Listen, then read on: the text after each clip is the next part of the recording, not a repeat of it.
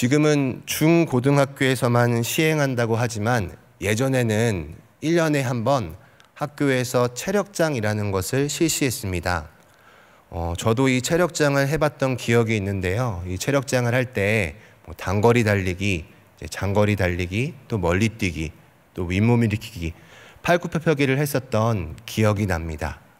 근데 제가 이 체력장을 할 때면 꼭 체육 선생님께 들었던 말이 있습니다. 성도님들께서 그렇게 느끼실지 모르겠지만 제가 좀 키가 큰 편입니다. 이제 초등학교 6학년 때부터 이제 중학교 때까지 쭉 계속 큰 키를 유지했는데요. 그러다 보니까 이 단거리 달리기를 마치고 난 다음에 꼭 선생님께서 말씀하시기를, 야, 너는 다른 애들보다 키도 커서 한 발 더 내디디면 다른 애들의 더 많은 발바닥을 뛸 수 있는데, 여기까지만 말씀드리겠습니다.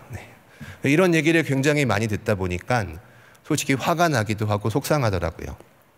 그래서 야, 체력장에 내가 잘할 수 있는 게 뭐가 있을까 고민을 해보니까 왠지 오래 달리기는 좀 해볼만 할 것 같다는 생각이 들었습니다. 참고 뛰면 뛸 수 있겠지라고 생각을 했는데 역시는 역시였습니다. 오래 달리기도 정말 힘이 들더라고요. 뛰다 보면 점점 이제 숨이 가빠오고 왠지 모르게 막 입안에서 이렇게 막 뭔가 이렇게 피 냄새가 나는 느낌을 받으면서 야, 정말 쉬운 게 하나도 없구나라는 생각을 해봤던 기억이 납니다. 특히 이제 체력장에 있는 오래 달리기는 사실 거리가 막 그렇게 긴 거리는 아닌데요. 이 오래 달리기보다 더 이제 먼 장거리 달리기를 보게 되면 이 장거리 달리기에는 사점이라고 불리우는 지점이 존재합니다. 점점점 이제 호흡을 가눌 수가 없고 몸에서 필요한 산소가 부족하게 되어서 이제 뛰고 있다가도 도중에 야, 이제는 멈춰야겠다. 더 이상 나는 뛸 수 없겠다. 라며 이제 달리기를 뛰는 그 발바닥을 포기하고 싶은, 이제는 멈추고 싶은 그 부분을 이제 이 장거리 달리기에서는 사점이라고 부릅니다.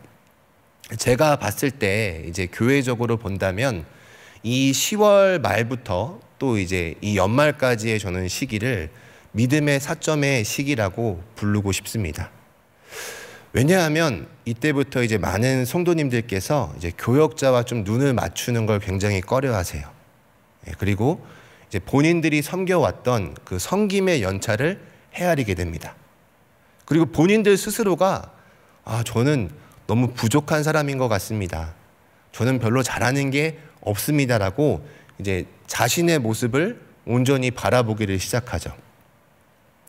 그러면서 이제 섬기는 자리도 내려놓고 싶어 하고 이제는 좀 그냥 편하게 신앙생활을 하고 싶다고 느끼는 이 믿음의 사점의 시기가 연말에 다가오고 있는 것 같습니다. 근데 단순히 섬기는 자리만 내려놓는 것이 아니라 또 이렇게 가을이 다가오다 보니까 좀 신앙적으로 침체가 되는 것 같기도 하고 왠지 하나님이 나한테 침묵하는 것처럼 느껴질 때도 있고 기도를 하고 있지만 한편 마음속이 굉장히 뭔가 먹먹해지는 느낌을 받을 때도 있습니다. 이 자리에 앉아서 예배를 드리신 우리 성도님들과 또 오늘 비대면으로 예배를 드리신 우리 성도님들도 아마 한 번쯤은 이런 믿음의 사점의 시기를 경험해 보셨을 텐데요. 이 믿음의 사점의 시기를 우리가 어떻게 하면 잘 극복하고 이겨나갈 수 있을까요? 저는 그 해답을 오늘 우리가 함께 읽었던 열왕기상 19장의 말씀 속에서 해답을 찾기를 소망합니다. 오늘 저희들이 함께 읽었던 이 열왕기상 19장 말씀에 보게 되면 우리가 익히 알고 있었던 하나님의 선지자 엘리야가 등장하고 있습니다. 근데 이 엘리야의 모습이 우리가 좀 알고 있는 모습과는 좀 사뭇 다른 모습으로 소개가 되고 있는데요. 우리 한번 같이 3절의 말씀을 함께 읽어보도록 하겠습니다. 3절 말씀 함께 읽겠습니다. 그가 이 형편을 보고 일어나 자기의 생명을 위해 도망하여 유다에 속한 브엘셀바에 이르러 자기의 사환을 그곳에 머물게 하고. 오늘 이 3절 말씀에 보니까 엘리야의 상황을 뭐라고 소개해주고 있냐면 그가 이 형편을 보고 일어나 자기의 생명을 위해 도망하여 라고 성경 말씀은 표현해주고 있습니다. 엘리야가 도망을 가고 있습니다. 근데 이 엘리야가 왜 도망을 가고 있냐면 이 3절의 앞절이었던 이제 1절과 2절 말씀에 그 이유가 나오고 있는데요. 이제 엘리야가 열심히 사역을 했습니다. 그리고 그 사역한 그 내용을 이제 아합 왕이 다 보았고 그 사실을 자신의 아내였던 이세벨에게 모두 다 들려주었습니다. 근데 이세벨이 이 소식을 듣고 이 엘리야를 위협을 하는데요. 2절 말씀해 보니까 이세벨이 사신을 엘리야에게 보내어 이르되 내가 내일 이맘때에는 반드시 내 생명을 저 사람들 중 한 사람의 생명과 같게 하리라. 그렇게 하지 아니하면 신들이 내게 벌 위에 벌을 내림이 마땅하니라 한지라 라고 나옵니다. 이세벨이 아합 왕에게 엘리야가 행한 모든 일을 다 듣게 되었고 오히려 이 사실을 듣게 된 이후에는 엘리야를 협박합니다. 엘리야의 생명을 위협하는 협박을 들려줍니다. 그리고 이 소식을 들은 후에 지금 엘리야는 도망가는 모습을 3절에서 보여주고 있습니다. 근데 우리말 성경에는 이제 그냥 이제 표현이 조금 잘 드러나고 있지 않는데요. 이제 원어가 쓰여져 있는 이 3절 말씀에 보게 되면 세 개의 동사가 쓰여져 있습니다. 보았다, 일어났다, 도망갔다. 이 세 개의 동사가 나오고 있는데 이 세 개의 동사가 그냥 나열됐던 것이 아니라 이제 연속법이라는 문법을 가지고 이 세 개의 동사가 이어져서 등장합니다. 무슨 말이냐면 이 소식을 듣자마자 아주 신속하게 엘리야가 도망갔다라는 말입니다. 이세벨의 위협을 듣고 뭐 이렇게 잠시 머뭇거리거나 생각을 해보거나 살펴본 것이 아니라 이 이야기를 듣자마자 그가 보고 일어서고 바로 도망가는 모습을, 자신의 생명을 위해 도망가는 모습을 엘리야 선지자가 보여주고 있습니다. 근데 이 엘리야가 선지자가 도망갔던 지명을 성경에서 기록하고 있는데요. 뭐라고 나오고 있냐면 브엘셀바에 이르러라고 3절에 나오고 있습니다. 근데 이 브엘셀바라는 곳이 도대체 어디냐라는 것을 우리가 좀 생각해 보면 좋겠는데요. 이제 브엘셀바는 남유다의 제일 남쪽 끝에 해당하는 지명입니다. 엘리야는 어디서 사역을 했었던 선지자였을까요? 아시는 분은 아시겠지만 바로 북이스라엘 아합 왕 시대 때 사역을 했었던 선지자입니다. 그런데 북이스라엘에서 사역을 했던 이 사람이 북이스라엘의 경계를 넘어서서 남유다까지 내려왔고 또 남유다에서 제일 남단, 제일 끝인 브엘셀바까지 도망을 가게 됩니다. 그리고 거기서 멈춰서는 것이 아니라 이 브엘셀바에 이르러서 자신과 함께했던 사환은 거기서 머물게 하고 홀로 광야길로 들어가는 모습을 보여줍니다. 이 광야로 들어간 이 엘리야가 이 광야에서 아무도 찾을 수 없는 그 장소에 이르러서 이제 한 로뎀 나무 아래 앉아 4절에 보니까 이렇게 고백합니다. 로뎀 나무 아래에 앉아서 자기가 죽기를 원하여 이르되 여호와여 넉넉하오니 지금 내 생명을 거두시옵소서. 나는 내 조상들보다 낫지 못하니이다 하고, 이 로뎀 나무에 앉아서 하나님, 저는 이제 됐습니다. 저는 충분히 한 것 같습니다. 이제는 제 생명을 거두어 가십시오. 스스로 자신을 포기하고 있는 모습을 보여주고 있습니다. 우리가 이제 교회에서 신앙생활을 하다 보면 로뎀 나무라는 단어가 굉장히 친숙하고 많이 들어봤던 단어죠. 우리 성도님들께서는 로뎀 나무라는 단어를 들으셨을 때 좀 어떤 이미지가 떠오르시나요? 저는 이렇게 왠지 로뎀 나무를 들어보게 되면 왠지 막 잎사귀가 굉장히 무성하고 나무가 푸르르고 편안한 휴식을 줄 것 같은 것이 로뎀 나무이지 않을까라는 생각을 해봅니다. 왜냐면 이렇게 교회에 가보게 되면 이렇게 로뎀 나무 들어간 데는 굉장히 좋아요. 뭐 카페이거나 친교실이거나 막 이런 곳에 로뎀 나무라는 호칭을 붙이잖아요. 근데 실제로 이 로뎀 나무를 보게 되면 사실 로뎀 나무는 전혀 나무라고 부르기가 좀 아까울 정도로 거의 덤불에 불과한 것이 로뎀 나무입니다. 한번 우리가 머릿속에 오늘 이 엘리야의 모습을 그려봤으면 좋겠습니다.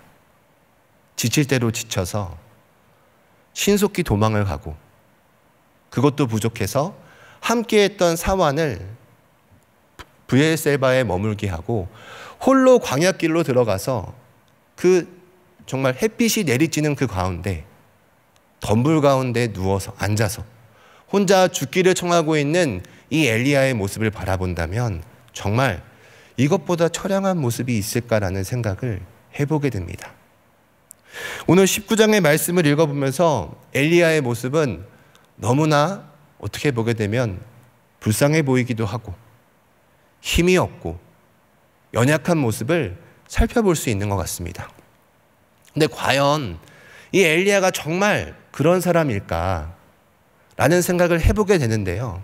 이제 19장, 바로 한 장 앞인 18장에 보게 되면 엘리야는 전혀 그런 사람이 아니었다라는 것을 우리들에게 소개해주고 있습니다. 열왕기상 18장은 좀 우리들에게 굉장히 친숙한 장인데요. 이 18장의 주된 내용은 뭐냐면 이 엘리야가 당시에 북이스라엘이 하나님을 떠나서 바알과 아세라의 우상을 섬기고 있을 때 갈멜산에 이 바알의 선지자 450명, 아세라의 선지자 400명을 불러서 850대 1로 맞서서 영적 전투를 벌이고 있는 모습이 나오는 것이 바로 열왕기상 18장의 주된 내용입니다. 사랑하는 성도 여러분, 850대 1입니다. 850대 1로 맞서서 뭔가를 해본 적이 있으신가요? 보통 이렇게 싸움을 조금 잘하시는 분들이 많이 표현할 때 나는 소시적에도 이렇게 16대 1로 싸워본 적이 있다 이런 표현을 하기도 하고, 좀 이제 웃긴 표현으로는 그 중에 16명 중에 한 명이 나였다 이런 표현들을 하시기도 하는데요. 저도 이제 이런 좀 다수와 맞서본 경험이 있습니다. 제가 좀 이제 교회학교 사역을 좀 이렇게 굉장히 좀 많이 해왔는데요. 사실 교회학교 사역을 하다 보면 이제 교회학교 사역의 가장 큰 꽃은 이제 여름 성경학교 여름 수련회입니다. 이제 이 여름 성경학교 여름 수련회를 앞에 두고 있을 때 이제 제 머릿속에는 항상 두 가지의 고민이 머릿속에 가지고 있습니다. 첫 번째 고민은 이 성경학교와 수련회 프로그램에 물놀이 시간을 집어넣을지 말지를 고민합니다. 왜냐하면 이렇게 아이들한테 피드백을 받잖아요. 근데 피드백을 받으면 죄다 물놀이밖에 없는 거예요. 물놀이 너무 재밌었어요. 내년 물놀이가 기대돼요. 혹시 내년은 해외에서 물놀이 할 수 있나요? 이런 말도 안 되는 이야기들을 이제 이분들이 쓰시는데요. 그러다 보니까 이게 하나님 말씀이 남아야 되는데 물놀이가 남으면 안 되니까 이걸 넣을까 말까를 굉장히 많은 고민을 하게 됩니다. 그래도 이제 애들이 굉장히 이 프로그램과 이 시간을 원하니까 이제 할 수 없이 물놀이를 넣고 어떻게 해서든 좀 재미를 주되 더 강력한 하나님의 말씀을 심겨주자 이런 목표로 이제 물놀이를 집어넣는데요. 이제 두 번째 제 머릿속에 있는 고민은 무엇이냐면 이제 물놀이 시간은 이제 있는데 그 물놀이장에 내가 들어가느냐 마느냐를 놓고 굉장히 많은 고민에 빠지게 됩니다. 분명히 이제 애들이 들어가게 되면 좋아할 것 같고 이제 들어가자니 너무 몸이 피곤해서 이제 둘째 날 저녁에 있는 집회를 인도할 때 너무 부담이 되고, 이 이제 갈팡질팡한 마음 속에서 이제 아이들을 또 사랑하는 마음에 이제 물놀이장에 들어갔습니다. 물놀이장에 들어가자마자 이제 어떤 한 아이가 저를 향해 외치더라고요. 매머드가 출몰했다. 네. 그러더니 이제 모든 아이들이 저를 둘러싸기를 시작했습니다. 한쪽 이제 무릎에 한 아이가 매달렸고, 이제 종아리 쪽에 한 아이, 양발에 4명이 매달렸고요. 이제 또 한쪽 팔에 1명, 저 어깨에 1명, 이제 양팔에 또 4명이 매달리고 또 등 위까지 이제 올라타시더라고요. 이제 이 9분의 어르신들께서 이제 저를 공략하기 위해 매머드를 잡기 위해 에워쌌는데 열심히 저항했습니다. 잡히지 않으려고 최선을 다하고 막 뿌리치기도 하고 도망가기도 했지만 결국에는 초등학교 9명 앞에서 무릎을 꿇을 수밖에 없는 성인 1명이었습니다. 초등학교 9명이 성인 1명을 둘러싸도 감당하기 어려운 것이 저는 현 실정이라고 생각을 합니다. 그런데 이 엘리야 선지자는 성인 10명 앞에서 홀로 맞서 싸웠던 것이 아니라 바알과 아세라 선지자 850명을 갈멜산으로 불러들여서 이들에게 맞서 싸워서 오직 여호와만이 참 하나님이심을 드러냈던 선지자가 이 엘리야 선지자였습니다. 그리고 그뿐만 아니라 18장에 보게 되면 북이스라엘의 오랜 가뭄을 하나님께 기도하여서 끝낸 선지자가 이 엘리야 선지자였고, 그 비소식을 듣고 누구보다 초인적인 힘으로 앞서 달려가서 아합 왕에게 갔던 사람 역시 이 엘리야 선지자였습니다. 18장에서 나오고 있는 엘리야의 모습은 어쩌면 우리가 다 꿈꾸고 있는 모습, 특히 저처럼 사역을 하는 사역자에게는 와, 이렇게 한번 사역해보고 싶다라는 생각이 들 만큼 너무나 멋있는 모습을 18장에서 보여줍니다.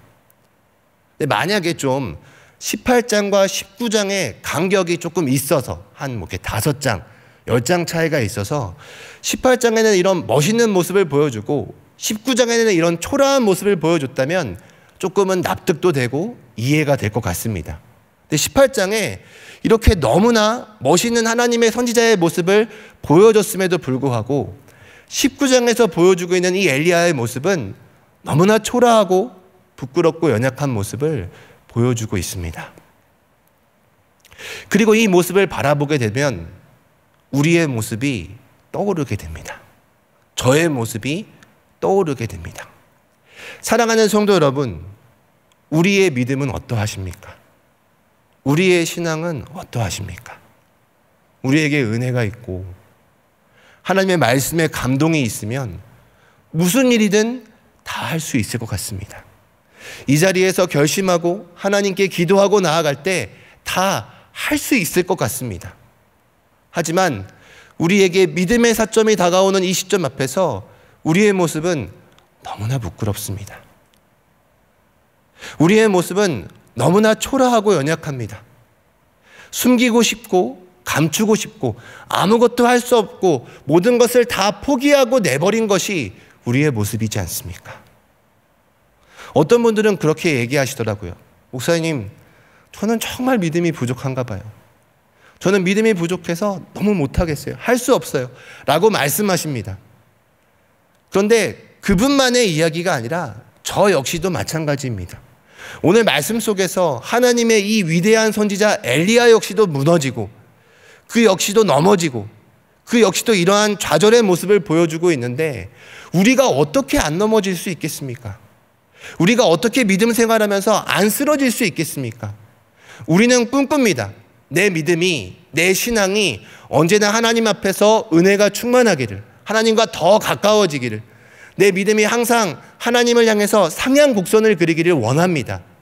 하지만 한번 우리의 지난 신앙의 일들을 돌아본다면 날마다 하나님과 가까워지고 연약함과 부족한 모습이 없었던 것이 아니라 은혜를 받는 모습도 있었지만 때로는 내 자신이 넘어지고 쓰러지고 좌절하고 포기하는 모습이 우리들 가운데 있다라는 것입니다.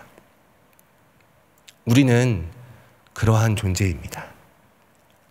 우리는 너무나 쉽게 변하는 존재입니다. 우리의 능력은, 우리의 모습은, 우리의 힘은 그렇게 변하고 넘어지는 모습을 보여줄 수밖에 없습니다. 그렇다면 오늘 이 말씀의 참된 주인공이신 하나님의 모습은 어떠하실까요? 제가 분명히 말씀드릴 수 있는 사실이 있다면 열왕기상 18장에서 하나님의 모습은 이 엘리야와 함께 하셨습니다. 하나님께서 이 엘리야와 함께 하셨기 때문에 그 바알과 아세라의 선지자들 앞에서 당당하게 홀로 맞서서 여호와가 참 하나님이심을 드러나고 나타냈습니다. 하나님이 함께 하시지 않았다면 엘리야 선지자 혼자서 이 사역을 감당할 수 없었습니다. 그렇다면 19장에서 하나님은 어떤 모습을 보이고 계실까요? 때로는 속이 상합니다. 하나님, 엘리야가 이렇게 열심히 사역했는데 이 엘리야를 왜 도망가도록 내버려 두십니까? 그를 지켜주시고 보호해 주셔야 되는 건 아닙니까? 라는 생각이 들 수 있습니다. 아니면 너무나 처참한 모습으로 로뎀나무 아래서 죽기를 청하고 있는, 자기 자신을 포기하고 있는 이 엘리야의 모습을 바라보면서 하나님 왜 침묵하십니까? 왜 하나님의 선지자를 이토록 홀로 내버려 두시는 겁니까? 라고 생각하실 수도 있습니다. 우리의 믿음의 사점 앞에서 우리 역시 이렇게 생각하지 않습니까? 하나님, 왜 저의 기도에, 왜 제 상황 가운데 침묵하십니까? 왜 저와 함께 해주지 않으십니까? 라는 생각을 가지실 수 있습니다. 그런데 오늘 19장 5절 말씀은 우리에게 이와 같이 말씀하고 있습니다. 우리 5절 말씀 함께 같이 읽어보겠습니다. 로뎀 나무 아래에 누워 자더니 천사가 그를 어루만지며 그에게 이르되 일어나서 먹으라 하는지라. 아멘. 하나님은 결코 변하는 분이 아니십니다. 하나님은 언제나 신실하신 분이십니다. 하나님은 엘리야가 능력이 많을 때, 하나님의 능력을 나타냈을 때 엘리야와 함께 하셨습니다. 열왕기상 18장에서 이 엘리야와 함께 하시고 하나님의 능력을 나타내게 하셨습니다. 그리고 열왕기상 19장에 와서도 이 엘리야와 함께 하십니다. 너무나 초라한 모습이고 어떻게 보면 약하고 볼품없다고 말할 수 있는 모습인데 그 엘리야를 홀로 내버려 두시는 것이 아니라 그를 찾아오셔서 어루만지시고 일으키시고 먹이셔서 다시 한번 그의 사명을 감당할 수 있도록 함께 해주시는 하나님이십니다. 우리는 변할 수 있습니다. 우리는 바뀔 수 있습니다. 우리에게 은혜가 있을 때, 우리에게 감동이 있을 때 모든 것을 다 할 수 있는 것처럼 생각할 수 있지만 믿음의 사점 앞에서 무너지고 넘어지는 것이 오늘날 저의 모습입니다. 오늘 말씀 속에 나오고 있는 엘리야 선지자의 모습입니다. 하지만 하나님은 결코 변하시지 않으십니다. 그분은 언제나 신실하십니다. 엘리야가 하나님의 능력을 보일 때도 여전히 엘리야의 하나님이셨고 그가 연약하고 초라한 모습일지라도 그를 포기하지 않고 놓치지 않고 엘리야와 함께 하시는 여호와 하나님이셨습니다. 오늘 우리에게도 마찬가지입니다. 우리 성도님들에게 하나님은 어떤 분이십니까? 하나님은 우리가 은혜가 많을 때, 하나님의 말씀에 순종하고 잘 따를 때 그때만 우리의 하나님, 나의 하나님이 되시는 것이 아니라 우리가 연약한 모습을 보일 때, 초라한 모습을 가지고 있을 때, 좌절하고 낭망하고 있을 때 그때 역시 우리의 하나님, 나의 하나님이 되십니다. 사랑하는 성도 여러분, 오늘 우리 성도 여러분들께서는 어느 자리에 계십니까? 오늘 엘리야와 같이 이 로뎀 나무 아래에 앉아 있다고 생각되지는 않으십니까? 나에게 찾아온 이 믿음의 사점 앞에서 내 자신조차도 나를 포기하고 싶고 놓치고 싶고 절망하고 있는 그 자리 앞에 앉아 계시지는 않습니까? 이 믿음의 사점을 해결할 수 있는 유일한 방법이 있습니다. 그 로뎀 나무 아래에 찾아오시는 하나님의 손길을 바라보고 하나님의 위로를 받는 것입니다. 우리가 너무 힘들어서, 너무 어려워서 하나님을 바라보고 있지 못한 것이지 하나님은 언제나 우리에게 신실하신 아버지 하나님이 되십니다. 내가 괜찮을 때만, 내가 훌륭할 때만, 내가 하나님 앞에서 좋은 모습을 보일 때만 나의 하나님이 되시는 것이 아니라 내가 부족할지라도, 내가 넘어졌을지라도, 내가 연약한 모습을 보일지라도 하나님은 우리에게 여전히 우리의 하나님이 되어주십니다.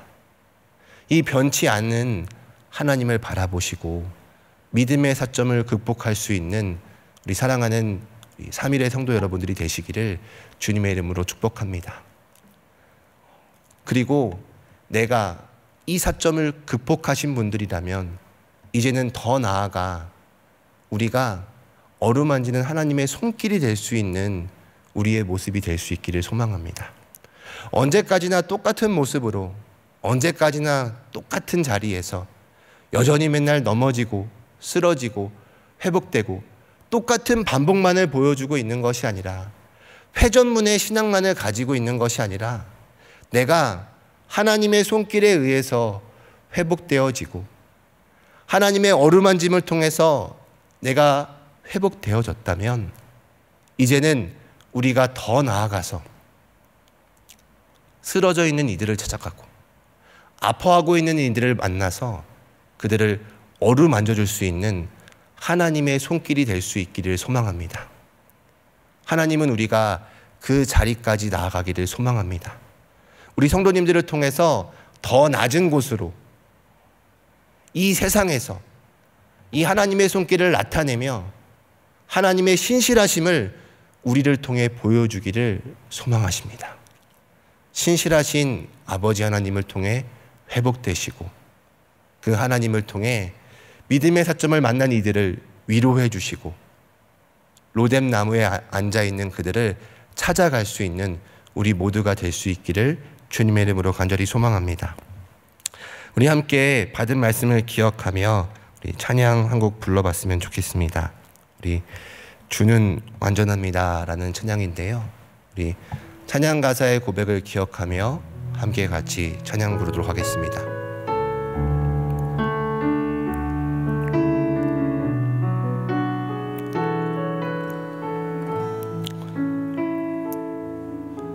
주여 우린 연약합니다. 우린 오늘을 힘겨워합니다. 주 뜻 이루며 살기에 부족합니다. 우린 연약합니다. 주여 우린 넘어집니다. 주여 우린 넘어집니다. 오늘 하루 또 실수합니다.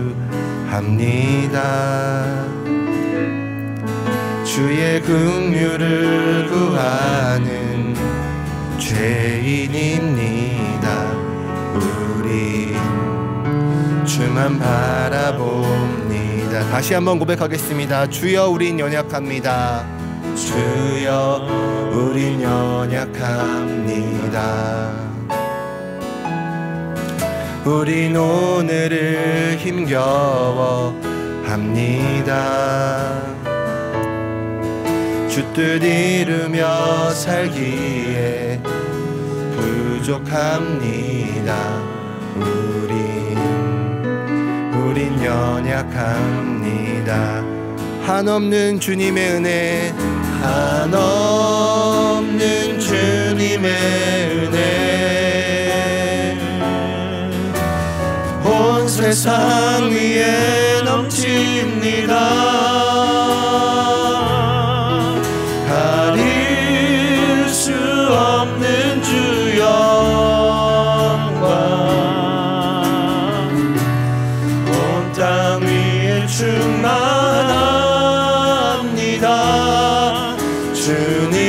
주님만이 길이 오니 우린 그 길 따라갑니다. 그날에 우리를 이루시리. 주는 완전합니다. 한없는 주님의 은혜, 온 세상 위에 넘칩니다. 가릴 수 없는 주 영광, 온 땅 위에 충만합니다.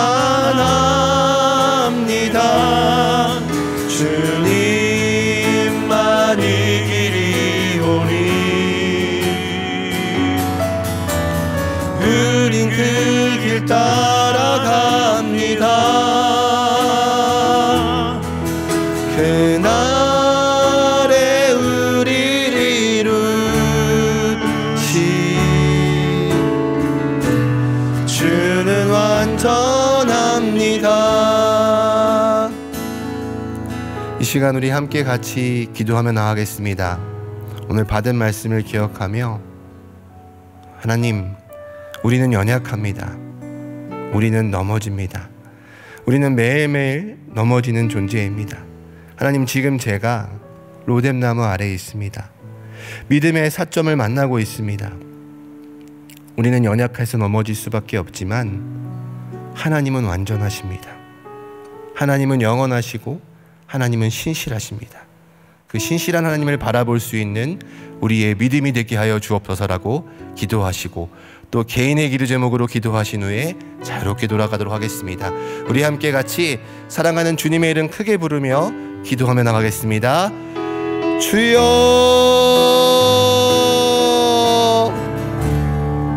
사랑이 많으신 아버지 하나님, 감사합니다.